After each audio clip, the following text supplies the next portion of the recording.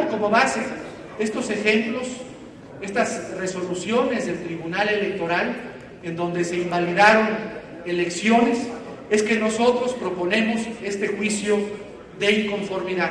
Sintetizo los planteamientos que hacemos en el juicio de inconformidad. Primero, se rebasó en exceso el tope de gastos de campaña.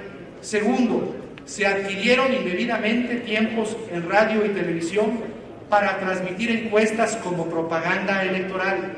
Tercero, se denunciaron numerosas irregularidades, denuncias que están presentadas en la Fiscalía Especializada para la Atención de Delitos Electorales. Muchas de estas denuncias han sido también comunicadas y están contenidas en las redes sociales. Cuarto, se manipularon las encuestas para confundir a la opinión pública. Quinto, se compró y coaccionó el voto. Sexto, existen quejas, sobre todo en materia de fiscalización, que hasta el momento no han sido resueltas por el Instituto Federal Electoral. Sexto, hay informes de observadores electorales nacionales y extranjeros que dan cuenta de la compra y la coacción del voto, además de otras irregularidades. Finalmente, existieron, como ya lo mencionamos, estructuras paralelas e ilícitas de financiamiento. En cuanto al tope de gastos de campaña, el rebase de ese tope de gastos de campaña, nosotros consideramos, vamos a presentar unos cuadros, que de lo comprobado hasta ahora, el gasto de campaña del candidato del PRI y del Partido Verde fue superior a 4.599 millones de pesos. Y repito, el tope autorizado por la autoridad electoral era de 336 millones de pesos. Quiere decir que hubo un exceso de 4.263 millones de pesos de diferencia, de exceso, de rebase, de tope de gasto de campaña.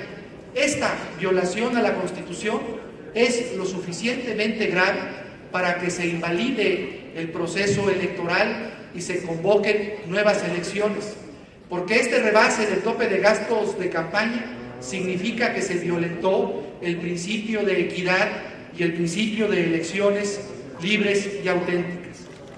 Estos gastos de campaña de Enrique Peña Nieto, ¿de dónde provienen? ¿Cómo financió su campaña Enrique Peña Nieto? ¿De dónde proceden estos 4.500 millones de pesos comprobados hasta este momento? Pues pueden proceder del presupuesto de los gobiernos locales, estatales y municipales. Pueden proceder del lavado de dinero. Pueden proceder, desde luego, de estructuras paralelas de financiamiento que no han sido dadas a conocer hasta el momento ante el Instituto Federal Electoral. Pueden provenir también del endeudamiento de los estados. Veamos, por ejemplo, esto que es escandaloso y que los mexicanos no le hemos prestado suficiente atención: el endeudamiento de los estados. Cómo la mayor parte de estos estados gobernados por el PRI se han endeudado desde el 113.2%, San Luis Potosí, en los últimos años, hasta el estado de Coahuila, en donde el endeudamiento es superior al 11.000%. Este endeudamiento bien pudo utilizarse para financiar la campaña de Enrique Peña Nieto y de los candidatos del Partido Revolucionario Institucional y del Partido Verde a las diputaciones y al Senado.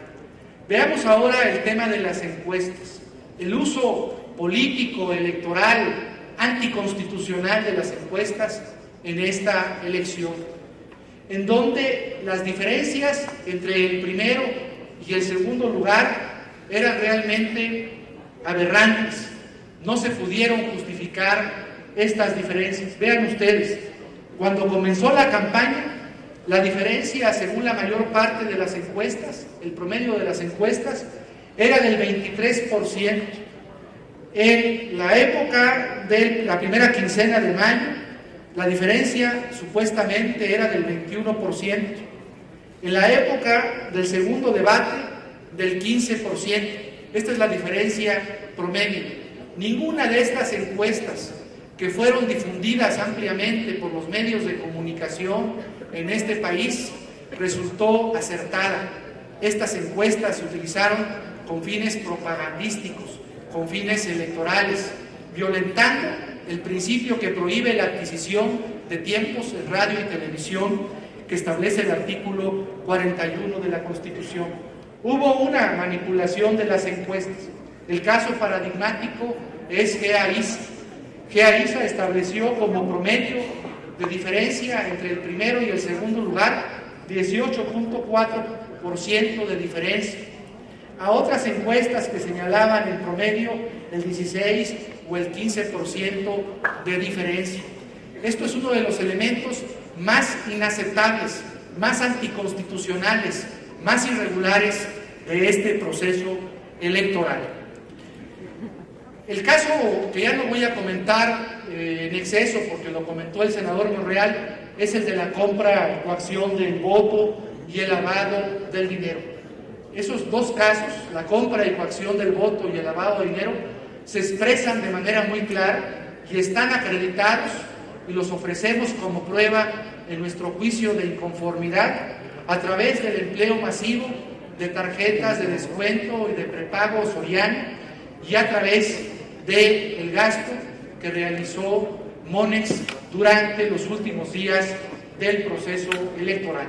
Estos casos también ilustran con gravedad las complicidades y las violaciones constitucionales entre empresas y el Partido Revolucionario Institucional y el Partido Verde Ecologista de México.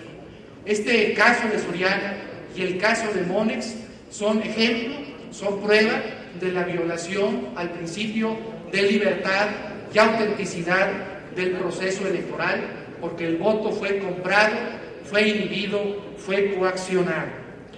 Quisiera ahora hablar que otro elemento de invalidez del proceso electoral consiste en la aplicación de recursos públicos prohibidos, tanto por la ley electoral, por el artículo 77 del COFIP, como por el artículo 41. El presupuesto público federal, estatal o municipal no se puede utilizar para financiar campañas. En este caso, los gobernadores del PRI, entre otros de estos estados, Estado de México, Zacatecas, Michoacán, Tabasco, Yucatán, utilizaron el presupuesto público de sus estados para financiar, en contravención al artículo 41 de la Constitución, la campaña de Enrique Peña Nieto. Y no solamente existe esta aportación ilegal de los gobernadores, también tenemos acreditadas, y lo vamos a presentar en el juicio de inconformidad, aportaciones de recursos desde el extranjero. El artículo 77 del COFIPE prohíbe que recursos del extranjero, aunque provengan de nacionales, se apliquen a las campañas políticas. Ello constituye una transgresión muy grave a la ley electoral y a la Constitución. ¿Cuáles son los pasos que vamos a dar en unas cuantas horas y en los próximos días? Pasos de carácter jurídico. Desde luego, en unas horas más presentaremos el juicio de inconformidad ante el Instituto Federal Electoral para que el Instituto Federal Electoral remita, tal como lo establece la ley, el juicio de inconformidad a la Sala Superior del Tribunal Electoral del Poder Judicial de la Federación. El plazo se vence el día de hoy a las 11:59 horas. El Tribunal Electoral tendrá que resolver este juicio de inconformidad, tendrá que atender las pruebas que hemos ofrecido, tendrá que practicar diligencias que hemos requerido, podrá dictar medidas para mejor proveer y antes del 6 de septiembre de este año, el Tribunal Electoral del Poder Judicial de la Federación resolverá sobre la validez o invalidez del proceso electoral. Nosotros estamos convencidos por el cúmulo de pruebas que estamos aportando, por la contundencia de los argumentos que esgrimimos en el juicio de inconformidad, que el Tribunal Electoral deberá invalidar este proceso electoral y convocar a elecciones extraordinarias. México no puede tolerar un sistema electoral viciado, un sistema electoral que no privilegia las elecciones libres y auténticas. Como dice un conocido investigador de la Universidad Nacional Autónoma de México, John Ackerman, la elección federal del 2012 fue más sucia que la del 2006. Necesitamos, por eso, transformar al país, democratizarlo, pero lo vamos a democratizar a través del respeto a la Constitución, a través de las instituciones y a través de la ley, desde luego con la participación de todos los ciudadanos. Muchas gracias por su atención.